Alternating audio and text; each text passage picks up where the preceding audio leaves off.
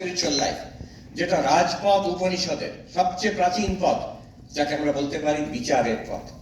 How is this distinct? এটা কি পথ তাহলে? ভক্তি বলতে আমরা বুঝি, ধ্যান বলতে আমরা বুঝি, কিন্তু এই বিচারের পথটা কি? কি বিচার?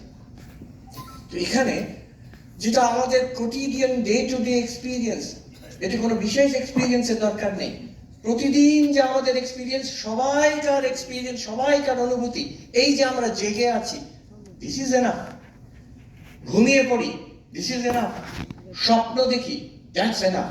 জাগ্রত স্বপ্ন সুষুপ্তি যদি অনুভব থাকে কার নেই? সবাইকার আছে। বেদান্ত বিচারের সময়ই অনেকে ঘুমিয়ে পড়ে, স্বপ্ন দেখে। সো এই যে এই অনুভব যাদের আছে, that's enough to start the path of Vedantic inquiry. No further experience is required. আচ্ছা, দ্রষ্টা দৃশ্য, সাবজেক্ট এন্ড অবজেক্ট, আমি আছি, আমি অনুভব করছি জগৎ, এইটুকু তো সবাইকার আছে, কার নেই? জন্তু জানোয়ারেরও আছে সাবজেক্ট, তারা পারবে না বেদান্ত বিচার করতে, কিন্তু আমাদের সবাইকার আছে সাবজেক্ট এন্ড অবজেক্ট। বিচার আরম্ভ করা যায়।